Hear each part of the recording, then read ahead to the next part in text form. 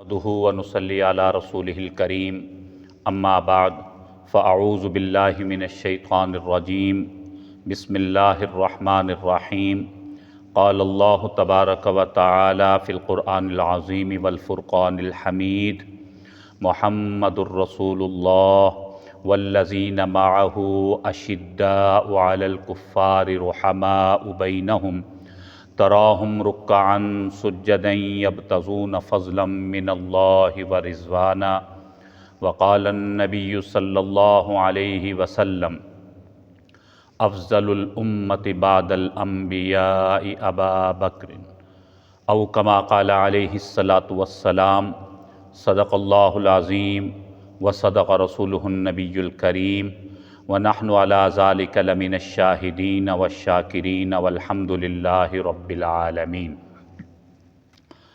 قابل احترام مسلمان بھائیوں، ساتھیوں، دوستو، آپ حضرات کے علم میں ہے کہ یہ جمادی الثانی کا مہینہ چل رہا ہے، اور جمادی الثانی کے مہینے میں 22 تاریخ کو اسلام کے عظیم محسن حضور اکرم صلی اللہ علیہ وسلم کے سب سے قریبی ساتھی، حضور صلی اللہ علیہ وسلم پر سب سے زیادہ جان نچھاور کرنے والے، مال نچھاور کرنے والے، قربانی دینے والے خلیفہ بلا فصل حضرت سیدنا صدیق اکبر رضی اللہ عنہ کی وفات کی تاریخ ہے۔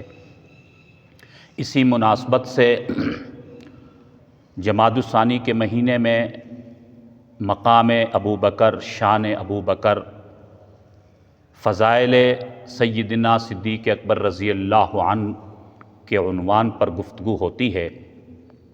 ہمارا بھی معمول ہے کہ جمادی الثانی کے مہینے میں حضرت صدیق اکبر رضی اللہ عنہ کا مقام، مرتبہ، ان کی شان، ان کے فضائل، ان کے مناقب، ان کی خصوصیات، ان کے بارے میں احادیث اور ان کا مرتبہ بیان کیا جاتا ہے۔ انشاءاللہ جمادی الثانی کے چاروں جمعے ہم انشاءاللہ اسی عنوان پر بیان کریں گے۔ حضرت ابو بکر صدیق رضی اللہ عنہ وہ عظیم صحابی رسول ہیں جن کی یہ خصوصیت ہے کہ جو سب سے پہلے اسلام میں داخل ہوئے۔ حضرت ابو بکر صدیق رضی اللہ عنہ سب سے پہلے اسلام لانے والے مردوں میں سب سے پہلے حضرت ابو بکر صدیق رضی اللہ عنہ اسلام لے کر آئے۔ یہ خصوصیت حضرت ابو بکر صدیق رضی اللہ عنہ کی ہے، اور حضور صلی اللہ علیہ وسلم ارشاد فرماتے ہیں کہ میں نے جن کے سامنے بھی اسلام کی دعوت رکھی، انہیں کلمہ لا الہ الا اللہ کی طرف بلایا، تو کسی نے مجھ سے معجزہ مانگا، کسی نے دلیل مانگی، کسی نے کہا کچھ ایسا کر کے دکھاؤ کہ ہمیں یقین آ جائے کہ واقعتاً آپ اللہ کے نبی ہو، ہمیں کچھ انہونی کر کے دکھاؤ۔ لیکن حضور اکرم صلی اللہ علیہ وسلم فرماتے ہیں میرا ایک دوست، میرا ایک ساتھی ایسا ہے کہ جس کے سامنے میں نے جب کلمے کی دعوت رکھی، اسلام کی دعوت رکھی، اپنی نبوت کا بتلایا کہ مجھے اللہ نے خاتم النبیین بنا کر بھیجا، لا الہ الا اللہ کا کلمہ مجھے نصیب فرمایا اس میرے دوست نے نہ مجھ سے کوئی دلیل مانگی، نہ کوئی معجزہ مانگا، نہ مجھ سے کوئی ایسی انہونی کے بارے میں پوچھا، نہ کوئی ایسی بات چاہی کہ جس سے وہ مطمئن ہو جائیں، بس میں نے دعوت دی، بغیر کسی دلیل کے فوراً اسلام قبول کر لیا۔ وہ میرے دوست ابو بکر صدیق ہے۔ حضرت صدیق اکبر رضی اللہ عنہ نے اسلام لانے میں دیر نہیں کی۔ آپ صلی اللہ علیہ وسلم سے ایسا محبت کا تعلق اور رشتہ تھا، اس لیے حضور صلی اللہ علیہ وسلم نے ایک موقع پر حضرت صدیق اکبر رضی اللہ عنہ کا مقام بتلایا، اور ایسا مقام بتلایا کہ جو پوری دنیا میں انبیاء کے بعد کسی کا مقام نہیں۔ کیا فرمایا؟ افضل الامت بعد الانبیاء ابا بکر۔ فرمایا کہ انبیاء کے بعد ساری امتوں میں سب سے افضل جو مرتبہ ہے وہ ابو بکر کا ہے۔ ساری کائنات میں انبیاء کے بعد سب سے افضل انسان حضرت ابو بکر صدیق رضی اللہ عنہ ہے۔ کتنے بڑے مقام اور مرتبے کی بات ہے۔ اور ایک موقع پر آپ صلی اللہ علیہ وسلم نے ارشاد فرمایا کہ مجھ پر جان اور مال کے لحاظ سے جتنے احسانات ابو بکر صدیق کے ہیں اتنے احسانات کسی اور کے نہیں، اور فرمایا دنیا میں مجھ پر جتنے میرے ہمدردوں نے، میرے ساتھیوں نے، میرے صحابہ نے جو مجھ پر احسانات کیے، میں نے ان کے احسانات کا بدلہ دنیا میں ادا کر دیا، ان کی مہربانیوں کا بدلہ دنیا میں چکا دیا، ان کی ہمدردیوں کا بدلہ دنیا میں ان کو دے دیا، لیکن فرمایا میرا ایک صحابی، میرا ایک ساتھی جو ابو بکر صدیق ہے، یہ وہ صحابی ہے، فرمایا کہ اس کے مجھ پر اتنے احسانات ہیں کہ اس کے احسانات کا بدلہ میں دنیا میں ادا نہیں کر سکا، میرے ابو بکر کے احسانات کا بدلہ کل قیامت کے دن اللہ رب العالمین خود ادا فرمائیں گے۔ اللہ اکبر، یہ حضرت ابو بکر صدیق ہیں۔ جان اور مال کے لحاظ سے کبھی بھی حضرت ابو بکر صدیق پیچھے نہیں رہے، جب جب موقع آیا مال لٹانے کا، ضرورت پیش آئی تو یہ نہیں دیکھا کہ میرے پاس کیا بچے گا، مال حضور کے قدموں میں لا کر نچھاور کیا۔ اگر کہیں خطرے کی بات آئی یہ نہیں سوچا کہ میری جان کو خطرہ ہو سکتا ہے، اپنی ذات کو ترجیح نہیں دیا، اپنے مال کو ترجیح نہیں دی، بلکہ حضور صلی اللہ علیہ وسلم اور حضور کے دین کو ترجیح دی، چاہے اس کو جان کو اس میں کیوں نہ خطرہ ہو گیا ہو۔ ایک واقعہ ذہن میں آتا ہے، ابتدائے اسلام کا وقت ہے، شروع میں جب مسلمانوں کی تعداد نہ ہونے کے برابر تھی، دار ارقم میں نماز ادا کی جاتی تھی، ابھی اسلام کا اولین دور تھا۔ آپ صلی اللہ علیہ وسلم ایک مرتبہ بیت اللہ کے قریب چلے گئے، وہاں پر لوگ نظر آئے تو آپ صلی اللہ علیہ وسلم نے ان کو دعوت دینا شروع کر دی، لا الہ الا اللہ کی طرف بلایا، ان کو کامیابی کی طرف بلایا، آ جاؤ لوگو، ہدایت کا راستہ یہ ہے، کامیابی کا راستہ یہ ہے، لات و عزیٰ منات ان بتوں میں کچھ نہیں رکھا۔ جب ان کفار نے دیکھا کہ یہ ہمارے بتوں کی نفی کر رہے ہیں اور اسلام کی دعوت دے رہے ہیں، تو کفار میں سے بعض شرارتی قسم کے لوگ آگے بڑھے اور انہوں نے آپ صلی اللہ علیہ وسلم کو زود و کوب کرنا شروع کیا، آپ صلی اللہ علیہ وسلم کو گھیر لیا اور نعوذ باللہ آپ صلی اللہ علیہ وسلم پر تشدد کرنا شروع کیا۔ کسی نے جا کر حضرت ابو بکر صدیق رضی اللہ عنہ کو بتایا، اس وقت حضرت ابو بکر اپنے گھر پر موجود تھے۔ انسان اپنے گھر میں ہوتا ہے، کسی بھی حال میں ہوتا ہے، کبھی انسان نے قمیض پہنی ہوتی ہے، انسان اپنے گھر میں اپنی ترتیب سے ہوتا ہے، لیکن جیسے ہی کسی نے جا کر حضرت ابو بکر کو یہ بتلایا رضی اللہ عنہ کہ آپ اپنے گھر میں ہو، وہ دیکھو تمہارے نبی، تمہارے ساتھی، تمہارے دوست محمد ابن عبداللہ صلی اللہ علیہ وسلم، لوگ ان کو مار رہے ہیں، بیت اللہ کے قریب ان پر تشدد ہو رہا ہے۔ روایات میں آتا ہے حضرت صدیق اکبر نے جب یہ بات سنی تو بغیر کسی تیاری کے، بغیر سوچ سمجھ کے فوراً اپنے گھر سے نکلے۔ معلوم تھا کہ جہاں میں جا رہا ہوں وہاں جان کو خطرہ ہے، لیکن نہیں، حضور کا یہ عشق اور حضور کی محبت تھی۔ حضرت صدیق اکبر اپنے گھر سے نکلے اور دوڑے دوڑے پہنچے وہاں پر جہاں کفار کا مجمع تھا اور آپ صلی اللہ علیہ وسلم کو گھیر رکھا تھا اور آپ صلی اللہ علیہ وسلم کو زود و کوب کر رہے تھے۔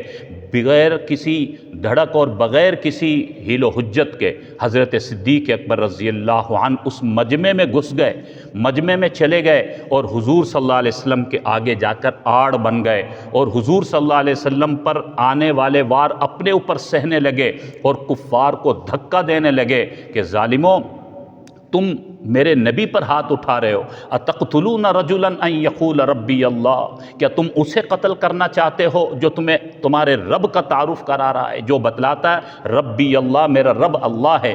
ظالموں، تم اس انسان کو شہید کرنا چاہتے ہو جو تمہیں جنت کا راستہ دکھانے آیا، جو تمہیں لا الہ الا اللہ کی دعوت دے رہا ہے، جو تمہاری ہدایت کے لیے فکر مند ہے، جو دونوں جہانوں کی فلاح تمہارے لیے لے کر آیا، لا الہ الا اللہ کی دعوت لے کر آیا، تم اس انسان کو قتل کرنا چاہتے ہو؟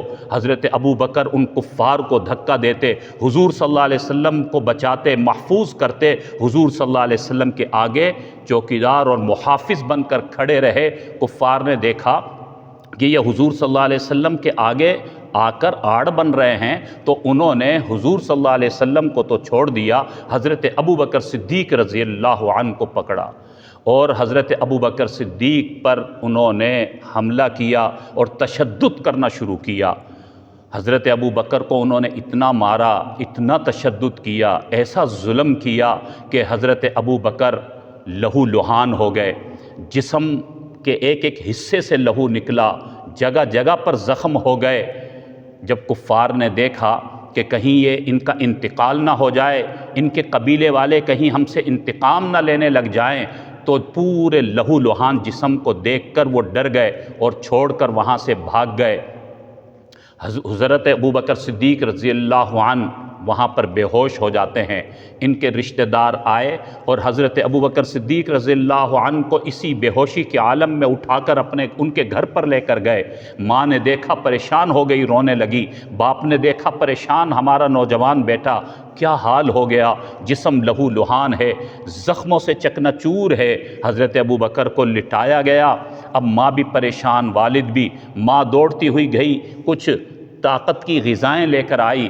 والد صاحب گئے، جا کر کچھ دوا لے کر آئے کہ جسم سے لہو کافی بہہ گیا ہے اور کافی زخموں سے جسم چکناچور ہے۔ چنانچہ ماں بھی انتظار کر رہی ہے ہمارے بیٹے کو ہوش آئے تو میں کچھ کھلا دوں، باپ بھی انتظار کر رہا ہے بیٹے کو ہوش آ جائے کوئی دوا دے دوں، جسم سے اتنا لہو بہہ گیا۔ کافی دیر کے بعد حضرت ابو بکر صدیق رضی اللہ عنہ نے آنکھیں کھولی۔ ماں آگے بڑھی، بیٹا جسم لہو لہان ہے، بڑا لہو نکل گیا، یہ طاقت کی کوئی غذا ہے، یہ استعمال کر لیجئے۔ والد محترم لپک کر آگے بڑھتے ہیں کہ بیٹا یہ کچھ میں دوا لے کر آیا ہوں، اس کو استعمال کر لیجئے۔ لیکن اللہ اکبر، قربان جائیے، یہ حضرت سیدنا صدیق اکبر ہیں۔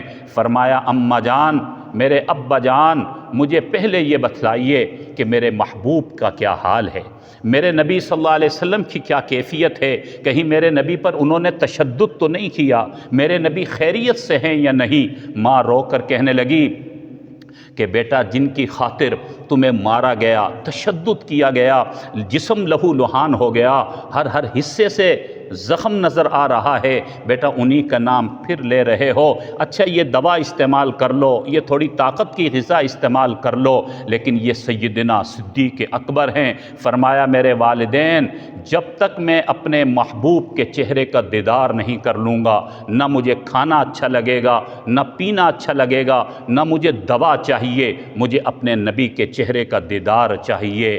والدین نے جب دیکھا کہ یوں بات نہیں بنے گی، مجبوراً دو رشتہ داروں کو بلایا، انہوں نے حضرت ابو بکر صدیق کو کھڑا کیا۔ روایات میں آتا ہے حضرت صدیق اکبر اپنے پاؤں پر چل نہیں پا رہے تھے، دو نوجوانوں نے کندھوں سے پکڑا، ایک نے اس طرف سے ایک نے اس طرف سے، اور پاؤں گھسٹ رہے ہیں۔ عشق اسے کہا جاتا ہے، عشق محبت اسے کہا جاتا ہے۔ محبوب کی زیارت کے لیے حضرت صدیق اکبر جا رہے ہیں، پاؤں ساتھ نہیں دے رہے، زخموں سے چکناچور ہیں۔ روایات میں آتا ہے کہ اس قدر جسم پر زخم تھے کہ بعض رشتہ داروں نے سر پر ہاتھ لگایا تو جس جگہ پر ہاتھ رکھا سر پر، اس جگہ سے بال اکھڑ گئے، یعنی اس قدر زخم تھے، لیکن اپنے محبوب کی دیدار کے لیے بیتاب ہیں، پاؤں گھسٹ رہے ہیں۔ اسی گھسٹتے ہوئے عالم میں دار ارقم میں پہنچتے ہیں، جا کر حضور سرور کائنات صلی اللہ علیہ وسلم کو دیکھا، تشریف فرما ہیں۔ آپ صلی اللہ علیہ وسلم نے دیکھا میرا ابو بکر آ رہا ہے۔ آپ صلی اللہ علیہ وسلم کھڑے ہو گئے، حضرت ابو بکر کو گلے سے لگایا اور کہا کہ اے ابو بکر، تمہارا جسم لہو لہان ہے، جسم زخموں سے چکناچور ہے، ظالموں نے تمہیں بڑا مارا، تمہارے جسم پر جگہ جگہ پر زخم کر دیے، یہ لہو بہہ رہا ہے۔ ابو بکر بڑی تکلیف ہو رہی ہوگی، بڑا درد ہو رہا ہوگا۔ حضرت ابو بکر نے فرمایا یا رسول اللہ، جسم میں بڑی تکلیف تھی، بڑا درد تھا، بڑی کوفت ہو رہی تھی، لیکن یا رسول اللہ آپ کے چہرے کا دیدار کیا تو میری ساری تکلیفیں دور ہو گئی ہیں، مجھے آپ کے چہرے کی زیارت کرنی تھی، اب مجھے کوئی پرواہ نہیں ہے، نہ زخموں کی پرواہ ہے، نہ اپنے بہتے لہو کی پرواہ ہے، آقا کے چہرے کا دیدار کر لیا، میرا سارا مسئلہ حل ہو گیا۔ آپ صلی اللہ علیہ وسلم نے گلے سے لگایا، دعائیں دی اور حضرت صدیق اکبر رضی اللہ عنہ گھر تشریف لے گئے۔ اس سے پتہ چلتا ہے کہ عشق اسے کہا جاتا ہے، یہ حضرت ابو بکر صدیق ہیں۔ حضور نے اسی لیے تو فرمایا کہ جان اور مال کے لحاظ سے مجھ پر جتنے احسانات میرے دوست ابو بکر کے ہیں اتنے احسانات کسی کے نہیں۔ جان لٹانے میں بھی ہمیشہ پیش پیش رہے۔ یہ صدیق اکبر ہیں میرے بھائیوں، ان کا مقام اور مرتبہ سمجھنے کی ضرورت ہے، نوجوانوں کو سمجھانے کی ضرورت ہے، بچوں کو بتانے کی ضرورت ہے، اپنی مستورات کو بتانے کی ضرورت ہے۔ نوجوانوں کو بتائیں کہ یہ تھے حضرت صدیق اکبر، انہوں نے اپنی جوانی میں اپنی جوانی کو، اپنے مال کو، اپنے عہدے کو، منصب کو، کاروبار کو، سب کچھ کو اللہ کے لیے، اللہ کے دین کے لیے، پیغمبر دو عالم صلی اللہ علیہ وسلم کے لیے قربان کیا۔ ان کی زندگی ہمارے لیے مشعل راہ ہے، آئیڈیل ہے۔ آج کا نوجوان اگر صحابہ اکرام کو آئیڈیل بنا لے، حضرت صدیق اکبر رضی اللہ عنہ کو اپنا آئیڈیل بنا لے، تو کبھی بھی آج کا نوجوان بے راہ روی کا شکار نہ ہو، کبھی بھی وہ خرابی میں مبتلا نہ ہو۔ تو آج کے نوجوانوں کو یہ دعوت دینے کی ضرورت ہے کہ وہ آئیں، صحابہ اکرام کی سیرت کو پڑھیں۔ تو یہ حضرت صدیق اکبر جو 22 جمادی الثانی کو جن کو اللہ نے اپنے پاس بلا لیا، اس نسبت سے ان کے تذکرے کو عام کرنے کی ضرورت ہے۔ ہر جگہ پر، میڈیا میں، سوشل میڈیا پر، انفرادی سطح پر ذہن سازی کرنے کی ضرورت ہے کہ یہ ہیں صحابہ اکرام، یہ ہیں حضرت صدیق اکبر جن کا یہ مقام اور مرتبہ ہے۔ ایک حدیث مبارکہ ذہن میں آ رہی ہے کہ حضرت صدیق اکبر کی عظمت اور شان اور مقام اور مرتبہ، اور پھر حضرت صدیق اکبر نے عملی طور پر دین پر کتنا عمل کر کے دکھایا، عملاً ان کی زندگی کا ایک نمونہ۔ ایک مرتبہ آپ صلی اللہ علیہ وسلم خطبہ ارشاد فرما رہے ہیں، اور خطبہ دیتے دیتے اچانک آپ صلی اللہ علیہ وسلم نے صحابہ اکرام مسلمانوں سے پوچھا، بھئی بتلاؤ آج کی تاریخ میں تم میں سے کسی نے روزہ رکھا ہے؟ تمام مسلمان، عام دن تھا کوئی، تمام صحابہ اکرام مسلمان بیٹھے ہوئے ہیں۔ آپ صلی اللہ علیہ وسلم نے پھر پوچھا، بھئی آج کی تاریخ میں تم میں سے کسی نے روزہ رکھا ہے؟ تھوڑی دیر کے بعد حضرت صدیق اکبر رضی اللہ عنہ کھڑے ہوتے ہیں، یا رسول اللہ الحمدللہ آج کی تاریخ میں نے روزہ رکھا ہے۔ بیٹھ گئے۔ تھوڑی دیر میں آپ صلی اللہ علیہ وسلم نے پھر پوچھا، بتاؤ بھئی آج کی تاریخ میں کسی نے کسی بیمار کی بیمار پرسی کی ہے؟ کسی کی عیادت کا عمل کسی نے کیا، یہ ثواب کسی نے کمایا؟ سب خاموش ہیں۔ تھوڑی دیر میں حضرت صدیق اکبر کھڑے ہوتے ہیں، یا رسول اللہ آج کی تاریخ میں ایک بیمار کے عیادت میں کر کے آیا ہوں۔ تھوڑی دیر میں پھر آپ صلی اللہ علیہ وسلم نے پوچھا، بتاؤ بھائی آج کی تاریخ میں کسی نے جنازے میں شرکت کی ہے، کوئی جنازہ پڑھ کر آیا ہے؟ تمام بیٹھے ہوئے ہیں۔ آپ نے پھر پوچھا تو حضرت صدیق اکبر کھڑے ہوتے ہیں اور فرمایا کہ یا رسول اللہ آج کی تاریخ میں جنازے میں شرکت میں کر کے آیا ہوں۔ پھر آپ صلی اللہ علیہ وسلم نے پوچھا، بتاؤ بھئی آج کی تاریخ میں تم میں سے کسی نے کسی مسکین کو کھانا کھلایا، کسی غریب کو کھانا کھلایا؟ تمام مسلمان تشریف فرما ہیں۔ تھوڑی دیر میں پھر آپ نے پوچھا تو حضرت صدیق اکبر کھڑے ہوتے ہیں، یا رسول اللہ بحمد اللہ آج کی تاریخ میں ایک مسکین کو میں کھانا کھلا کر آیا ہوں۔ جب آپ صلی اللہ علیہ وسلم نے یہ بات سنی تو فرمایا، سنو مسلمانوں، جس نے ایک دن میں اتنے اچھے اور نیک اعمال کیے ہوں، جس کے ایک دن میں اتنے اعمال جمع ہو گئے ہوں، اس کے جنتی ہونے میں کوئی شک نہیں ہے، وہ یقیناً جنتی ہے۔ تو صدیق اکبر رضی اللہ عنہ جنتی ہیں، 100% یقیناً جنتی۔ تمام صحابہ اکرام جنتی، لیکن تمام صحابہ اکرام میں سب سے افضل، اعلیٰ اور بلند و بالا مرتبہ حضرت صدیق اکبر رضی اللہ عنہ کا ہے۔ اسی لیے تو کسی نے کہا کہ وہ درویش دربار شاہ رسولاں، وہ درویش دربار شاہ رسولاں، وہ تصویر اتقیاں صدیق اکبر، رسالت کی راہوں کا معصوم ساتھی، محمد کا ارمان ہے صدیق اکبر۔ محمد تو سلطان ہیں انبیاء کے، صحابہ کے سلطان ہے صدیق اکبر۔ اللہ رب العالمین ہمیں تمام صحابہ اکرام کے مقام اور مرتبہ کو سمجھنے کی توفیق نصیب فرمائے، اور حضرت سیدنا صدیق اکبر رضی اللہ عنہ کے مطابق اپنی زندگی بنانے کی توفیق نصیب فرمائے۔ جو کہا جو سنا اللہ تعالی عمل کی توفیق نصیب فرمائے۔ وآخر دعوانا ان الحمد للہ رب العالمین۔